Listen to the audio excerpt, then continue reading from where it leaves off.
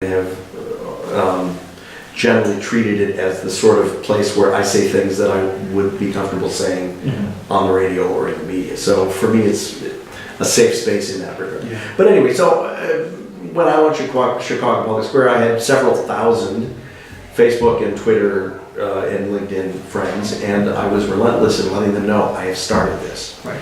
So right now, and let's keep this confidential, class. Okay. Even though I realize Switch it may on to confidential no, mode. yeah, confidential, and I realize it may wind up on the internet, but let's not tweet it out anyway. Right now, I have about 1,500 people a day who are getting Chicago Public Square. By virtue of the way I've grown that list, it tends to skew to people I know, and so it tends to skew to people who. There are probably a disproportionate number of people who are in Chicago media because they're my friends. Right. Or live or work or have other connections to Oak Park and River Forest, which is where my home is. But it has also grown when I've made guest appearances on WBEZ, WGN, been a guest on the cable television show Chicago Newsroom, all these things. I mentioned that, and interestingly, I think the biggest jumps have come when I've been on WBEZ. And when Chicago Public Square has been mentioned favorably by media blogger Robert Feeder, who is doing much the same sort of thing actually. As he left the Sun-Times, he continued writing his columns about Chicago media and has built quite a following of his own. And he's called Chicago Public Square excellent. And whenever he mentions Chicago Public Square, you get a few more subscribers. So again, the audience is people who have a connection to the Chicago area, either through the media or because they know me or because they've heard about me or read about me in Chicago media. And there have been a few articles written about me by columnists outside of Chicago. The Poynter Institute has done a couple of features on what I'm doing. And so again, a smattering of people in the media business who are not in Chicago but are kind of curious about what's happening. So about 1,500 people, a little more than 1,500 people a day get emailed Chicago Public Square. And of those 1,500, consistently, reliably from the start, it's been a 42% or so open rate. So that means right now, I can guarantee at least 600 people a day will open Chicago Public Square. Not a huge number, but a reliable number and a real number. I have, and I'm not at liberty to share them, but I have email addresses for every one of those people who opens it. It's not a nebulous number. So 600 people a day routinely are opening the email, and another 100 or 200 a day are visiting the website, but mostly through email. So that's the audience. Yeah, given that it seems to be a one-man show, the information you just shared, are you actively seeking advertisers? I know that on your page, there's a very gentle, hey, you can advertise with me. That's right. Do you do anything more than that? Yeah, well, I have on occasion reached out to people. I'm not as, journalists are inherently uncomfortable doing the advertising. Journalists have been lucky historically in journalism to have a church-state separation between the people who create the content and the people who sell. So I have not been aggressive like that. As I say, my main goal has been driving audience, but because I do periodically say you can advertise in Chicago Public Square, people do reach out to me to buy ads, and I've sold probably a couple dozen ads of varying runs on Chicago Public Square. Okay, here's marketing more. Don't tweet this, but you can know this. On the calculation that a genuine, verifiable Chicago area, Chicago-centric, Chicago-focused reader is worth maybe a dime per exposure, and you'll know better than I do whether that's a reasonable number or an unreasonable number. Is it reasonable? That's probably reasonable. It's very, depends on the app. I mean, it's a niche. That's a niche, but it's a focus. I've been telling advertisers you can buy an ad for $50 a day. Discounts, sliding scale. You can go to ads.chicagopublicsquare.com to see the latest ad sheet. But $50 a day, an ad to be seen by 600, and it may be as many as if everybody opens it, 1,500 people. Unlikely, but possible. Seems a reasonable charge, and I've sold a few ads like that. if you want me to keep talking about revenue, the more interesting stream has been member or supporter funded funding for Chicago. People Public who Square. willing to pay for your services. Very much in the public radio model. Do you like this? Is this worthwhile? Would you like to keep it coming? Subtext, I haven't been this blatant, but the subtext is, do you want me not to quit doing it? Yeah. Then you can put some money in the kitty. And that's been surprisingly effective for me. So I'm using the Memberful platform. People may be more familiar with Patreon, which is often used to support podcasts and other creative endeavors. It's kind of like Kickstarter, but it's a recurring model. And in fact, Patreon, just in the last couple of months, has bought Memberful. I like Memberful better because Patreon has historically driven people to use Patreon's platform to share content. Memberful just lets you create links that you can embed in your own content. People click on that and then they can make their contribution. And we'll see if Patreon imposes their will on Memberful. The early messaging, of course it always is in these mergers, is all the things you love will not change, all the things you love will stay the same. Until one day, right? Until one day, but the structure, the charge structure is I think a little more generous on Memberful. We'll see if that changes. They've said it wouldn't. But so the upshot of that is just by asking people, do you like this? Would you like to keep it coming? And periodically running the names of people who are supporters of Chicago Public Square. That seems to pry people loose. I went through the alphabet over the course of a few weeks. I remember. And people, that was remarkably effective. Almost every day it would get one or two more people to contribute. So the average donation now is, I just checked today, $6.55 a month. People give their credit card and then the recurring charge just happens. So that's there are a number of tiers. $5 is the base, $10 a month, etc. So it's mostly $5 and $10 subscribers for an average of $6.55. Subscribers isn't the right phrase because it remains free. Right. Step 1 is get audience. Step 2 is to make the audience love you. Step 3 is, do you love me so much that you will give me some money keep doing this, right? to keep doing this?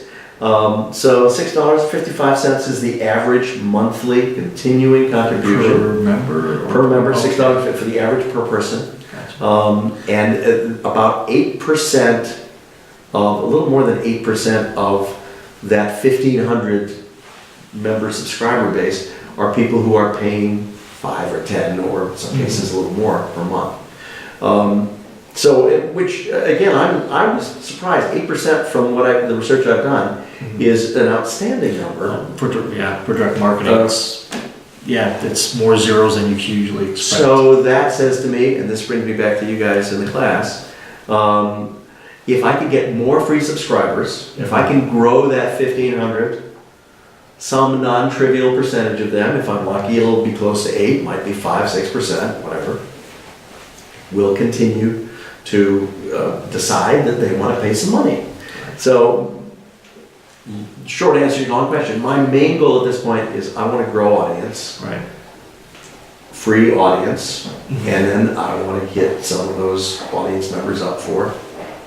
You like this enough to keep some money, keep it going. So you've got to grow the audience, and you've also got to boost the open rate. That would be good too, although again, 42% is, from what I understand, pretty good. Right. If there is a way, if the class has suggestions, I'd be happy to do that. But it's the challenge is a lot of people have set up filters for their email box. And there's really no way to get past that wall and say, open my email, except possibly through an advertising campaign. Which I guess is a possibility, but. And which brings me back to the other question you asked about advertising. I have done some swaps with other media, and I'm actually working on the next round of swaps with one of the larger media organizations in Chicago, where they get ads in Chicago Public Square. I get ads in their email publications because they have larger circulation than I do. They'll get a few more ads in mine, but it's manageable. And ideally, that's a way that we can begin to grow subscribers. Right. Getting more of the people who already subscribe to open the email is it's a tough barrier to break through. Right. So And a couple of barriers, like as you just described. One, people can subscribe because that just takes a click. Yep. And then they just kind of, sequester you off to through their filters and Yes. forget that they even subscribed. Or they see it, they don't have time to open it. Well, that's where something that, for better or worse, I consider myself something of an expert in. That's where the subject line comes in. Right. Assuming that they see it, the subject line determines whether they open it. Mm-hmm. And that's where many email marketers go wrong. The subject line is an afterthought, the subject line is repetitious, it looks the same as yesterday's or the day before. So, but getting your email to the point where they see your subject line that's a big nut to crack. Yeah. So. And I'll even mention to this class that Charlie's done us the kindness of coming to one of my earlier classes, just talking about subject lines. And you think, like you said, how hard could that be? You just sort of type something in, or you get into a routine where you say, I remember this was very relevant, that so many podcasters violate, don't just tell me what episode number this is, because that's not really informative unless you want to impress the audience by how long I've been around. And to some extent, it's a disincentive because people don't like to come in the middle of a series. Right, I'll never It's be an able to episode. catch up with these 800 that I missed. That's right. Every episode of a podcast, every installment of an email, every creative work that one files digitally, I think, needs to be created with the knowledge that it is someone's first. And Yes. you want to make that person, that's how you grow audience. If you're growing audience, then every issue is somebody's It will be first. somebody's first, And exactly. you want it to feel like you're just starting anew, or at least that they're not coming in the middle of it. Right, they're not outsiders. Yeah. Yeah, come right in because this was built for you. This product was built for you. Have you tried anything that hasn't worked, and you think, well, let's not do that again? Let's see. That's a good question. No, I don't. Well, I mean, except that in terms of getting more people who are currently subscribing to subscribe, we've hit a plateau, possibly. There are diminishing returns as that recurs. I'm going to try in a few weeks. I'm going to try starting the alphabetical listing of donors, because that was, I think, my single most positive strategy for within the email. Love seeing their names. Yeah, so I'll try that again, and we'll see if that has an effect. Because again, there are always a trickle of new subscribers every couple of weeks, every couple of days, really. So that will be new to somebody at some point. Right. I will say the ad swaps, the sort I've done with other organizations, have been relatively insignificant, relatively ineffective. Okay. I have not done it with a substantially bigger player, which I'd love to. And I'll tell you, it's not a done deal. But New City, which is a monthly publication in Chicago and has been at it for years, was a weekly paper for a while. We haven't quite signed on the dotted line, but we're talking about that. So be interesting. And again, because they're Chicago focused, I think our audiences are similar. They're not in the daily news business. So we'll see if that works. I've done a couple other swaps with other smaller peer sort of organizations, and I haven't seen any substantial increase in subscribership under those swaps. Well, something I love hearing from you is when you mention these other entities, you sound as if they're your collaborators. They're your partners in this mission. And now I'm putting words in your mouth, so They're good words. Right, Good. yeah. To just inform your readers about news that's relevant to them. I'm not trying to do the homework for my students. At some point, we will have to come up with our recommendations for a mission statement and a positioning statement. Is there anyone that you consider to be competition, as in the reader's attention is limited, and I feel like the readers that I want, that you want, are going here instead of where I want them to go? There really isn't anyone doing quite what I'm doing, because in the organizations that come to mind are the Tribune, the Sun-Times, the Reader, News City, to some extent. The News City really isn't in the general news business. The local TV stations, the local radio stations, they are so focused on promoting their own content that they aren't in a position to create an ecumenical, there's a religious phrase for it, ecumenical space for news where, the Switzerland of news, where they can aspire to be the front page for all of Chicago. So no, there's no one doing quite what I'm doing. Politico, to some extent, and my friend Shia Kapos, who's doing that, is doing a wonderful job. But she's focused very much on politics, whereas Chicago Public Square is politics and more general news. The environment, technology, transportation, and sometimes entertainment. No one else is quite doing it in Chicago this way. Okay. In a national sense, the Skim is a product a lot of people are familiar with. Right. Tends to skew female, but it has been doing, in a sense, although I don't know that they ever saw what I was doing at the Tribune, the Skim followed what I was doing at the Tribune in the sense of, we're going to point you anywhere. And we are going to focus on email, and it's become quite a vibrant media entity of its own now. Right. But again, not really competition because they're not focused on Chicago. There are other organizations that are doing this on a national basis and an international basis, but there aren't that many that are doing it in Chicago. That are focused, as Chicago Public Square is, on daily, and because I'm updating Twitter and Facebook in particular through the day, you might even say continuous news updates for Chicago. Do you see anybody think, wow, that really is a good idea, I'm going to try that too? Well, the problem for those other organizations, or really for anybody, whether they're in those organizations or not, is, as I've demonstrated, I think, there isn't a lot of money in it. You have to be in it for the long run. Keep people away from Yeah, that really, industry. it's a lower high bar to entry. I'm not sure which it is. So it's not a really appealing field, except for those who, like me, have time on their hands and have the patience, the ability to be patient, which I can be thanks to my wife, who has a fine job and allows me to she'll explore. watch this. We'll give her access to Yes, please.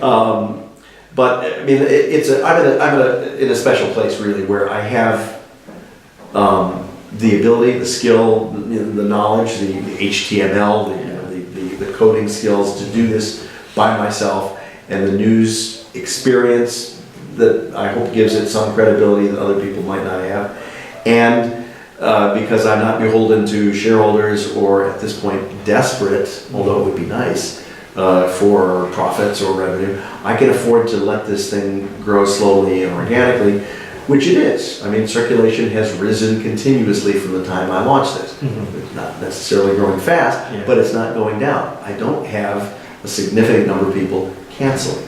The footnote, in the last, just actually yesterday and about 2 months ago, I did what's called list hygiene, where MailChimp, which is my vendor, will let you go in and set various criteria.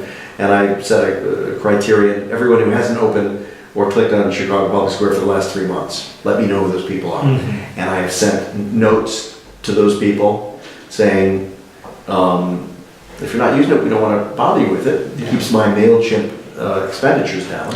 I pay about $25 a month to MailChimp to... That's based on how many addresses. So there's no reason to send it to people who aren't opening it. Those numbers, there's I think 100 people in the first round that I did wind up cutting off, and I'm going to wait a few days, probably another 50 people at this point that I will cut off because they're not opening it. So that will theoretically raise my open rate and keep my expenses down. But to come back to your question about competition, I can afford to be patient, and I can afford to serve my audience first and not worry about things like pop-up ads and ads for ads' sake and autoplay video and all these other things that so many legacy media organizations are doing just because they have to, because they're desperate. So I can create something that's a good experience, that is not desperate. Right, and that kind of advertising can diminish the experience and your relationship with your audience. Yeah. Have you thought about any kinds of changes to the product? So when, I see in my email box, and it's got a consistent look, it's got a good clean look, and I'll click something, and have you thought about adding video, adding more pictures, adding something else to change it? Well, I've done, and we haven't talked about it, through cooperation with Dominican and the Wednesday Journal newspapers in Oak Park. We have done, it's been 4 on-stage interviews with, I think, interesting and significant figures. David Axelrod, former advisor to President Obama. Steve James, who's created the America to Me series. That was just a month or so just a month or so here. And so I've been honored to be the onstage interrogator of these people, and I turn those into podcasts, and they've been successful, and I spotlight them in Chicago Public Square. Successful in the sense that I think Peter Sagal, the the host of Wait, Wait, Don't Tell Me, I think that page and the podcast that it contains have received, I think, 1,000 visits, which is pretty good for a podcast. I did experiment also with a daily a daily audio newscast that went out in the afternoons. That was audio, and I love audio. I'm a radio guy. I love podcasting. But the daily audio is a challenge. And by the way, all this audio is hearable on Spotify, through iTunes, on Alexa speakers, Amazon's Echo speakers. It is really hard to gather an audience. It's hard enough to gather it for email. And I speak from experience running the website of a major newspaper for a decade. Audio and video are difficult. I have watched the click